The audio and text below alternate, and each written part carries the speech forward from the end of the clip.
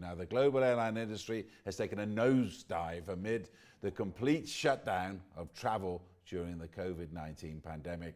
Some countries have begun reopening their economies and have begun to resume domestic flights to allow the movement of people. However, the losses made during the shutdown have been catastrophic and left many airlines companies completely destitute. Just before we go to our guest, let's have just a look into the background of some of the damage that's been done. It's been a miserable few months for the airlines of the world. Virgin has fired more than 3,000 people, including 600 pilots. Virgin Australia has filed for bankruptcy. Air Mauritius is in administration. South African Airways is pretty much bankrupt. Ryanair has grounded 113 planes and got rid of 900 pilots. The airline plans to get rid of 450 more pilots in the next few months. SAS has returned 14 planes and fired 520 pilots. Etihad has cancelled 18 orders for A350 planes and grounded 10 A380 and 10 Boeing 787 planes, laying off 720 staff. Emirates has grounded 38 A380s and cancelled orders for 150 777X Boeings. The parent company of British Airways, IAG, has abandoned its takeover plan for Air Europa and will have to pay €40 million in compensation. 16 new aircraft are in storage at Airbus with no buyers in sight. It is forecast that there will be at least 8,000 grounded planes by September and more than 90,000 jobless airline pilots around the world. Well, there's the landscape. Now let's got three top voices on this subject here. Starting with you, Raphael Kuuchi, the International Air Transport Association Special Envoy to Africa. We've got Joachim Vermooten, an aviation economist, and we've got Unathi Sonwabile Henama, a professor at Tshwane University of Technology. To start off with you, Raphael, I just want to get a feeling of how catastrophic this is. Bearing in mind, we're talking like 70% of the world airline industry is sitting on the runway completely idle. Indeed, the industry is literally on its knees, with every activity literally grounded except for cargo operations and repatriation flights. And as you know, in the airline industry, even though airlines are not operating, they continue to count a lot of overhead costs, including costs pertaining to the maintenance of their aircraft. We even have situations today where to park aircraft is a problem. And if the support does not come really soon, we notice up until now, our estimate is that by year end, the global airline industry would have lost $316 billion in cumulative losses compared to revenues of 2019. And this is unprecedented. And unless something is done about it, this industry might never come back the way we know it to be.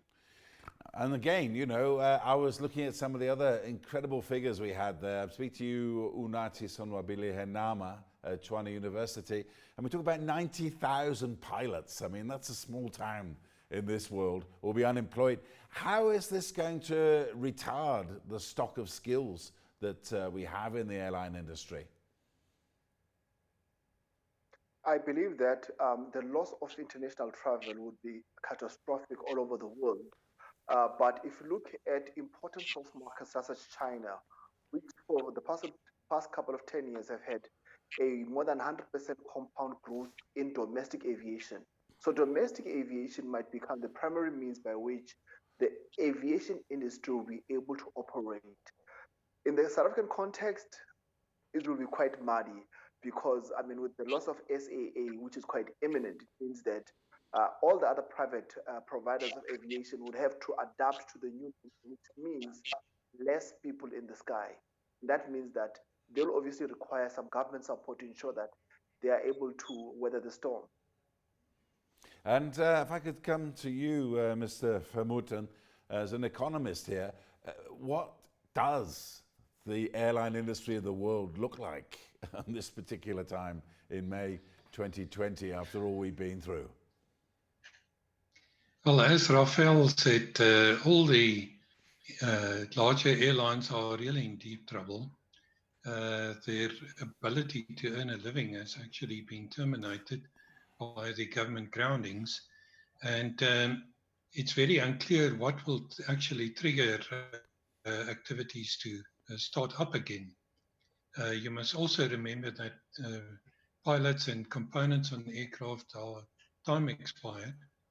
So you can't just leave resources like equipment and human resources not operating forever, because you won't be able to restart it unless you retrain people or unless you zero some of the components in a proper airworthy state. And so it's really a big problem. And if we could go back to you, Raphael, I mean, one question as well, when we're looking at where the industry is now and what's in prospect, I mean, a question a lot of people are asking me says, when will be the day in Africa, do you think, when we're going to be able to just go down the airport, book a ticket, jump on a plane and go wherever we like? I mean, it seems to me a long, long, long way away. Not so long, probably. Our fate and our hands are actually in the hands of governments and the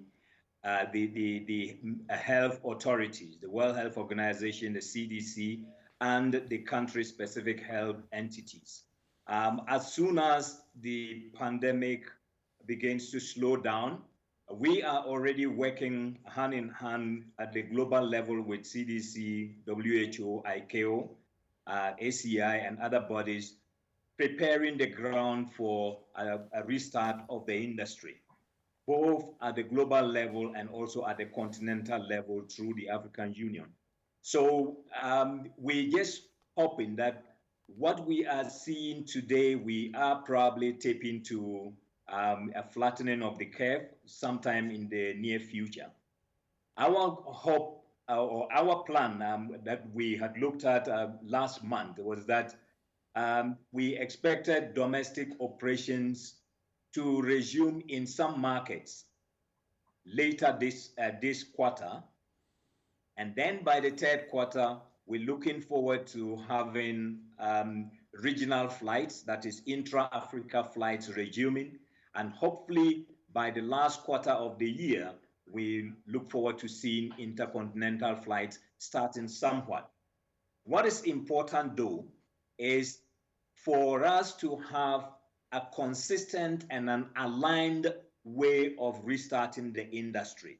So we're coming out with modalities which we are discussing with the health authorities and governments to ensure that when the industry does restart, we do it in a consistent, conformed, and orderly manner by all countries so that we don't have patchwork which will create more difficulty and inconvenience for our passengers.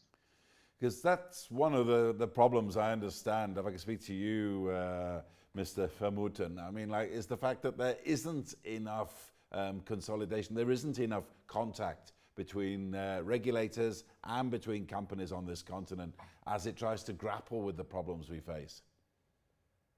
Yes, certainly. If you look at the various levels that South Africa's risk management system has imposed, all of the levels, including level 1, would not be able to sustain commercial operations because in level 1, the necessity of the flight still has to be proved.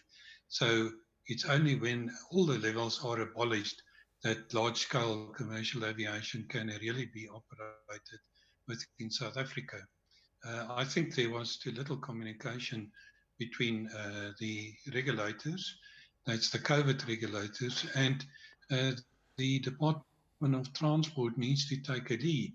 In all countries, they've come up with various packages to assist the commercial airlines, but we haven't seen anything like that in South Africa yet. So it's a fairly long time that we expect the larger commercial if I could just come back to be grounded. we're going to talk a little bit more about the African free trade area and where all of this airline sort of uncertainty fits into that. But if I could just come back to you, Professor Henama at Tshwane University. One of the supreme ironies of this whole airline debacle has been that this country here, South Africa, has been castigated for pouring money into South African Airways, and yet Lufthansa, KLM in Europe, they're all flying on taxpayers' money. If you look at the context of South African Airways, the government being a shareholder in SAA and being a regulator of aviation services has created a conflict where South Africa should be attracting more aviation traffic, but because we need to protect the market share of SAA, we have therefore chosen to have less tourists that are coming to destination South Africa, trying to protect the market share of SAA. And the outcome has been that we are less competitive from a price perspective to destinations such as Thailand, which if you look at them, they are able to attract low-cost, long-haul flights to their destinations. So from a price perspective, the South African government owning SAA has actually done more to damage our prospects in attracting more tourists to our country. Had we privatized SAA, we would therefore have freer skies, which would have meant more connectivity and secondly, lower prices for people to come to our country. If I go now to Mr. Kuuchi now, the International Air Transport Association, there's no argument about the fact that to prosper, this continent needs trade amongst itself. There's big plans up for the African free trade area. How is this problem with the airlines going to retard those plans? Well, it might not retard the plans, but it might delay the implementation and full realization of the benefits of the continental free trade area. As I indicated earlier, in the discussions we are having with the African Union Commission, there are still optimistic plans to get Africa Continental Free Trade Area going. There are also plans to also fully implement the single African air transport market. And from the IAPTA perspective, we think that whilst we are in a crisis at the moment as an aviation industry, we think for the African continent, it offers them some hope and some opportunity for us to see how we can reorganize the air transport sector in Africa. Because Africa is one of the markets that is largely constrained when it comes to free movement of people, free movement of airlines, and free movement of tourists.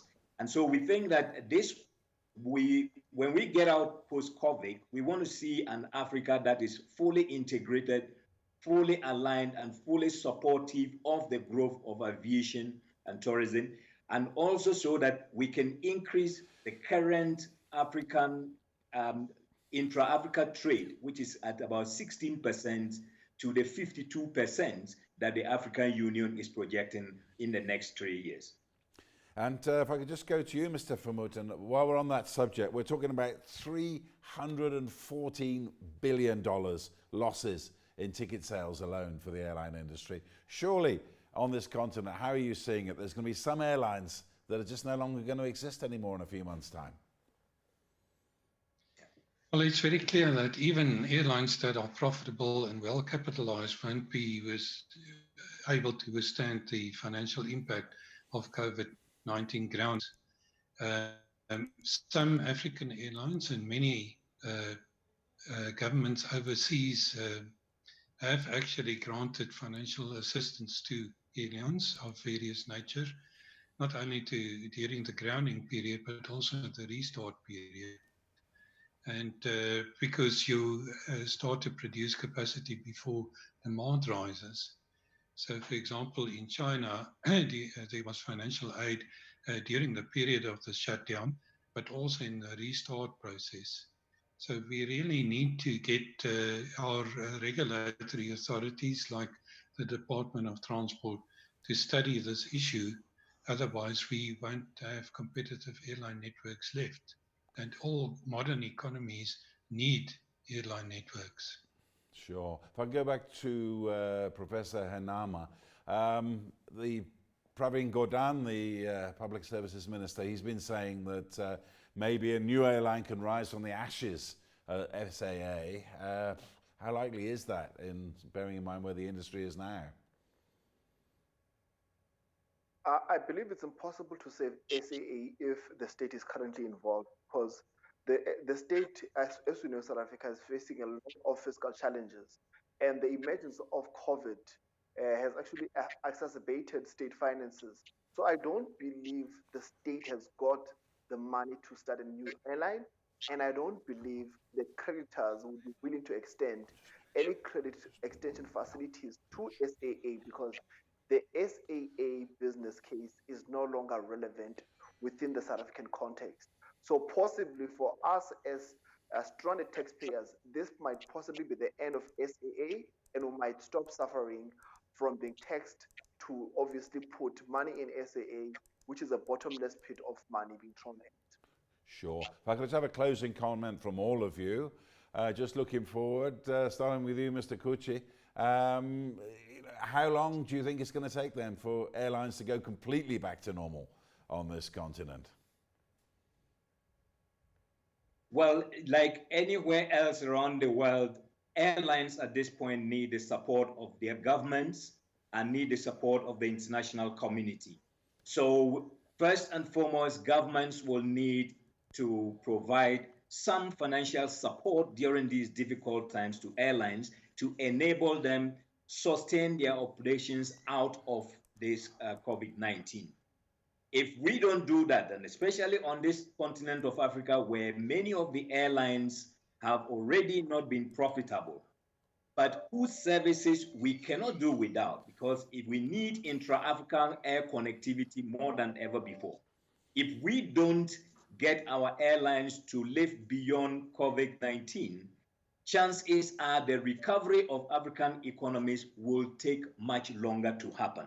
So we want African governments to come to the aid of airlines and support them so that they can be able to support the aviation industry going forward. Professor Henama, just a closing comment from you. I believe the most important thing is to ensure that our aviation policies are competitive. In other words, we must remove draconian regulations within our aviation policies. For example, in South Africa, if you want to operate a domestic airline, the regulations say it must be 75% owned by South Africans. Let's change those regulations and allow the private sector to play a much more dominant role in intra-African connectivity using aviation, and also open up our domestic markets for turbulence coming from greater competition, because we have opened our skies for greater competition. And a final word from you, Mr. Vermooten. Well, I would hope that the Department of Transport and the National COVID team would study the whole issue of the impact on the aviation sector and the country's dependence on it very quickly, take some radical action speedily. Thank you very much indeed. That was Joachim Vermooten, an aviation economist. Also Unathi Sonwabile Henama, a professor at the Tshwane University of Technology, and also Raphael Kuuchi, the International Air Transport Association's Special Envoy to Africa.